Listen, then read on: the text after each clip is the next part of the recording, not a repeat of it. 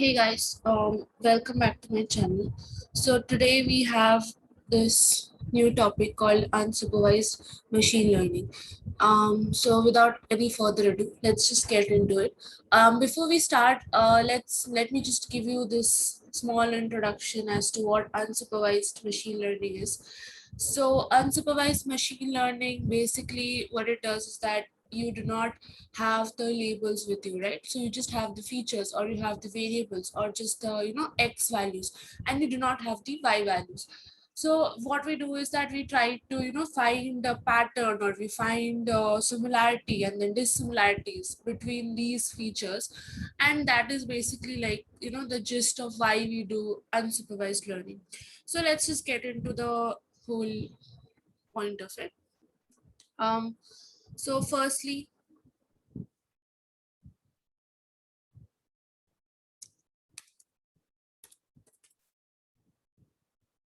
okay. So let's understand the intuition behind it. So as I told you before, that it is not a supervised, it's not being supervised, it doesn't have a training data set wherein the data is supervised, right? As in, like, you do not have labels. So what we're trying to do is that all we're trying to find is that we're trying to find out insights from the data, or we're trying to find out the patterns of the data. We're trying to understand that whether there is similarities between certain features and dissimilarities between the other features, right? So let's just understand the definition. So unsupervised learning is a type of machine learning in which models are trained using unlabeled data set and are allowed to act on that data without any supervision. Next, let us understand the types of unsupervised learning. There are three types basically. So there is clustering, which will find, it finds the similarities and the dissimilarities. So what it does is that it will try to include the similar data points together and try to exclude the dissimilar data from each of the clusters basically. And in PCA we would try to find a best fit line wherein we can keep retain most of the information of the data set. So we try to find the maximum variation. It's basically this feature reduction method, I would say, or principal component analysis. And the third is your anomaly detection. So what anomaly detection does is that it tries to find out these outliers, right? Something which looks a little bit not like the data, and there is some difference from the data. So that is basically your outlier, right? The data which doesn't comply to the rules of the other data, so there is your outlier. So it's a little different from the rest of the data. So our anomaly detection, it will try to find that out. So let us understand what clustering is. So clustering is the most simplest method of doing an unsupervised learning, wherein it's a simple thing. Like we take our clusters. So we have clusters basically. So what it does is that our clusters are this group of similar objects, and each cluster is like separate from the other, as in like how dissimilar they are. So what we're doing is that we are taking similar objects and we're putting it in one cluster, and we're trying to separate it from the other data or whatever objects that are not similar to this, right? So we do cluster analysis to find the commonalities or the similarities between data, and then we can categorize them, right? So we can categorize one cluster as, suppose, a zone or something like that, right? And that will be different from a different zone. So let's take for example, like we have three clusters. So we have formed three clusters. One cluster is, it like they like the milk, so they all belong to a single cluster wherein they all like milk. And this cluster will be different from the other cluster who do not like milk, right? So what we're trying to do is that we are trying to categorize these two groups, right, into separate clusters. So that's basically what we are doing in clustering. So let's look at like the application. So in application, obviously in marketing we can I think this is like the most common way of using clustering, as in like we are doing customer segmentation for marketing. So clustering is like one of the most popular ways of doing customer segmentation. Next, we can use it in biology, like we can try to classify among different species of plants and animals. So obviously one cluster will have one species which will be different from the other species, right? So yeah, that can be used. Next, we can use it in libraries. So in libraries, obviously we can make clusters depending on the genres, depending on what topics are there, depending on what information is there. So depending on what I'm pretty sure you have seen in bookstores, right? That they have this similar type of books in one column which have similar type of genres, right?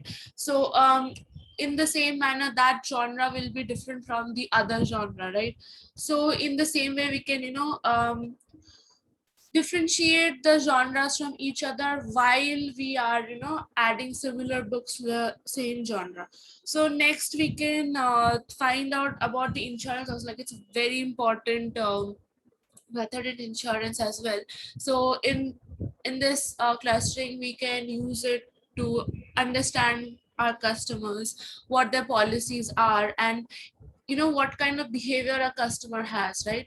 So a cluster of customers will be having a certain type of behavior. So from that cluster itself, we can identify whether a person is going to do fraud or not, whether a customer is going to do fraud or not, whether a customer is being able to make payments or time or not, just by identifying what cluster they belong to, wherein they have these similar features with the other customers, and if that features matches with the fraudster customer, so we can easily identify that, right?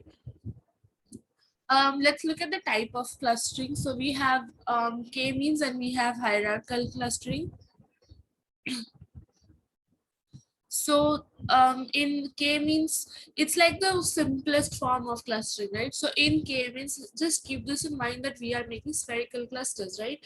So what we're doing is that basically what we're doing is that we are making k number of clusters. K number of clusters is the k is the number of clusters in our k-means, right? And we are making spherical clusters, right? So what basically we are doing is that we start in k-means with our unlabeled data, right? Then we randomly choose the centroids, okay? So we randomly choose the centroids, and by the means method. There are other methods of doing this by your there are other methods of finding this out, as in like you can use median and such, but mean is like the most popular method basically. So what we're doing is that first of all we are finding out the centroid, and then we are trying to find the distance, the closest distance, right? So first we randomly take a centroid, and then we find the closest distance to the data points, and what we do is that we take them into one cluster, right? And the method of taking this distance is by your Euclidean distance, because Euclidean distance will give you the shortest distance, right? So what we're doing is that firstly we will take a centroid, randomly place centroids, so the number of centroids is given by k, and then we're trying to find the shortest distance between the data points, and we're trying to make them into one cluster, right? So after doing this, we will repeat this process again and again, right? So what if one data point had a lesser distance from one cluster as opposed to another, right? So we cannot understand that in the first step itself, so we need to keep doing this again and again and again, so we keep repeating this. So there are methods of understanding how many times you repeat them. So automatically the number of iterations is taken as 100, but you can identify, or you can define the number of iterations as many times as you want, depending on how close your clusters are and how dissimilar they are from the others. Depends on your computational cost too, right? You don't want your machine to run for too long.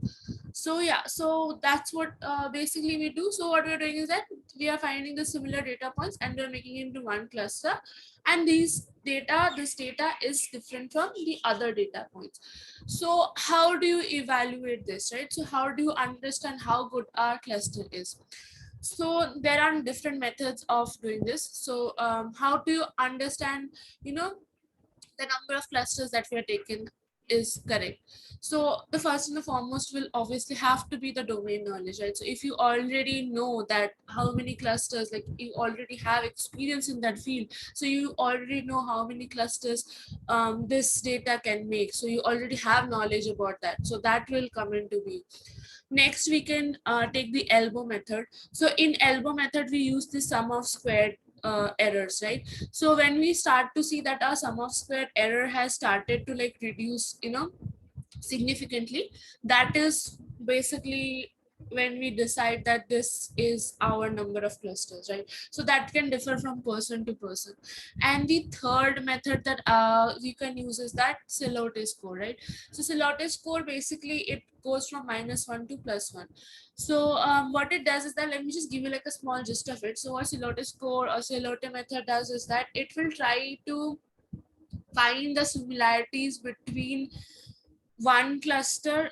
So what it says is that whether how similar your data is to its cluster and how dissimilar your data is to other clusters, right? So the higher value of your Celote, the better your cluster is. So the better your data point is in your cluster and the more dissimilar it is to the other clusters, right? So these are the methods that we can use.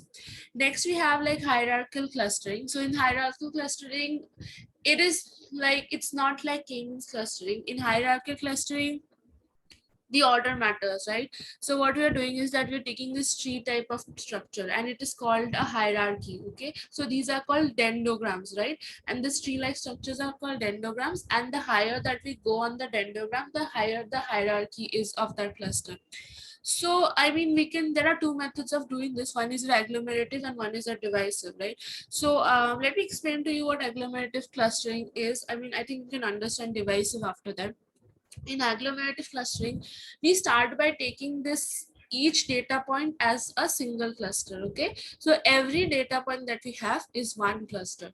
Then what we do is that we compare the distance. Okay, so we have this variable, right? We have the dimension or the variable or our column or whatever that is. So we take that as one cluster, right? Next, what we do is that we take the distance from the other data points, right? So whichever data point has the smallest distance. Okay, so there are different methods of finding this distance. You can there is single linkage, this complete linkage and all. So let's not get into that. Like suppose we are taking Euclidean distance to find out, that this other data point, right? So we are trying to find out which other data point has like the shortest distance from our first cluster or our first variable, right? So whichever will have like the shortest distance, we will take that into account, and then those two will make one cluster, right? So in the first, um, step, if we have n dimensions, so we will have n number of clusters, right? Now since we're finding the second similarity, right, the second variable which is the most similar to the first variable, so what we'll do is that we will make that into one cluster, right? And so now the next time the number of clusters becomes n minus 1 for n dimensions. So we keep doing this, right? So we keep doing this. So what happens is that we start with a small cluster wherein there is one data point. Then that cluster gets bigger and bigger and bigger until and unless it covers everything, right? So your last cluster, the biggest cluster, will be inclusive of all the data, right? So it will be inclusive of all the data that you have. So you would obviously ask that, okay, our cluster is having all the data, so how do I understand which is like how to take the number of clusters basically? So we have this dendrogram, right? So if we make like this horizontal line passing through the clusters, so wherever that horizontal line cuts, now you can choose this horizontal line again depending on, see, the number of clusters that you make is not dependent on anything but you, right? So whatever you think correct is you should go forward. Like if I think that I should make 7 clusters, then I will cut it at 7. If I think that I need 10 clusters, I'll cut it at 10. So again, it completely depends on you how many clusters you want to take. So what we'll do is that we have this horizontal line and we'll make it cut through the dendrogram. So how many clusters it cuts through, at how many points it cuts through in the dendrogram, how many lines it cuts through, that will be your number of clusters in your hierarchical clustering, right? Next, we have principal component analysis. So in principal component analysis, in a very simple form, it is known for its feature reduction. So what we're trying to do is that we're trying to find maximum variation, right? So if I exclude certain features and still my data can retain the maximum amount of information, so that is what our PCA will do, right? Because see, it's not possible to include all the features all the time. It's computationally, it's very expensive. And I would also say that it is very helpful when you have correlated variables, right? So what PCA does is that it removes highly correlated variables. And if you try and check this on linear regression after doing PCA, you'll see that it will give much better results, and your MSc scores will be much lower than if you did normal linear regression. So yeah, it's not just for a feature reduction, it also helps to remove highly correlated variables basically, right? So what we're doing is that we have our first PCA is this line. Okay, so we make this line and we rotate it against the data points such that the projection of the data points on the line is minimum and the distance from the axis is maximum, right? So it can be either of the two. Either your projection of the data points on the line is minimum or the distance from the axis is maximum. Okay, so we take that, right? And whichever line has these two qualities, we can say that that is the best fit line or your PCA 1. Okay, so PCA 1, next of what we can do is that we will find this data, like we have found this projections of the data points, right? Now we can find out the distance from the axis, right? Of these projections, we can find the distance from the axis and we can square them up. Now sum of the squares of these distances, that is your eigenvalue. Okay, so that will be your eigenvalue. And now what we can do is that if we transform this PCA1, right? And if we you know squeeze this PCA1 to become a unit vector, right? So you can do that by your Pythagoras theorem. There are multiple methods, like you can scale the points down, and if you make a unit vector of this PCA1, that is called your eigenvector. Now your PCA1 should retain the most amount of information about your data. Okay, so it should have the maximum variation, should have around 60 to 70% of variation of your data, right? And as you move, right, the more number of PCAs you keep calculating, the more number of lines that you make, so the lesser it becomes, right? So your PCA2 is PC2 is your line which is orthogonal or perpendicular to your PC1. Okay, so as you move forward and you increase the number of lines, your variation in each of these species, right, in each of this line reduces. Okay, so what I am saying is that your first PC1 should have the maximum variation and then slowly it reduces. Now how many PC1s should we select, right? How many lines do we need? That again completely depends on you, ki boss, how much variation do I need in my data? Do I need 88% variation? Do I need 90% variation? How much satisfaction do I have?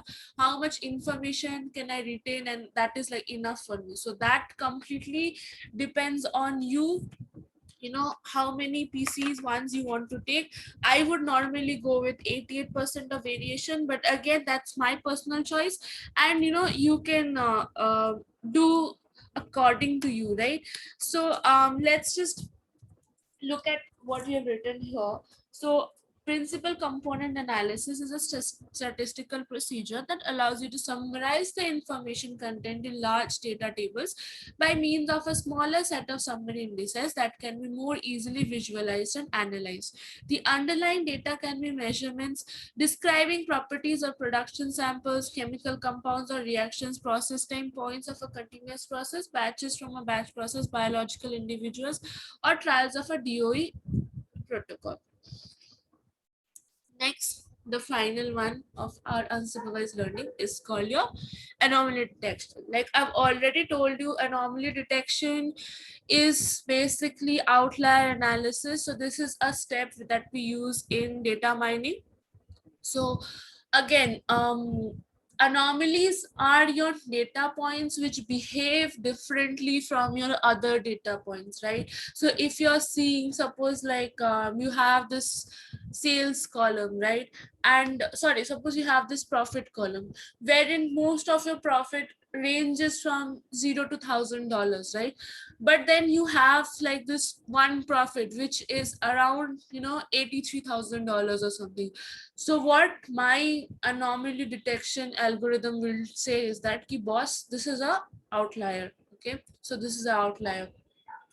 So yeah, so as you can already see, right, that this profit is different from others, right? There seems to be something like it doesn't look normal, right? So what it will tell me is that ki, this is a different data and you have to take a look at it. Okay, look at the behavior of this, right? So why is it so different? So what you will do is that then you will go back to your data and you will check ki, what is the reason why this is so high. And it can be anything. Maybe that day you made a lot of profit, right? But you cannot ignore it either, because it might also be you have entered the data incorrectly. There must have been some mistake, or maybe you earned a lot of profit, but anomaly detection will help you find out ki this is different from the other data, so you go check it out. Okay, so that's what your anomaly detection will do. Like this is different, do not ignore this. Okay, so in anomaly detection, like what we're doing is that there are I would say that there are two methods where you can use it. So there is your local outlier factor method, and the second would be your isolation forest method, right? So if there is an anomaly, it will give you -1, right? And if the algorithm thinks that there's no anomaly, that will give you +1. So what you can do is that you can go back and you can check which are the minus ones, and then you can check what caused this change in behavior, right? So obviously anomaly detection can be used in a lot of places, right? Like customer behavior, trying to find out whether there is going to be a credit fraud or not, right? Because one person's behavior is too different. Like he is making transactions at 3 a.m, okay, and making very high transactions, okay, suppose for a credit card. So by your algorithm itself will tell you, okay, boss, this is not normal behavior, right? So what you do is that you go and you check on that customer, that what is actually happening. So yeah, so like it is trying to help you understand what is the different behavior from others. So yeah, that's how you can understand glitches, you can understand different behaviors, like with that it is too different from normal customers or not. So I guess yeah, that's it for now on unsupervised learning. We will be back with another advanced machine learning. Until then, have a good day, and thank you for coming to my channel.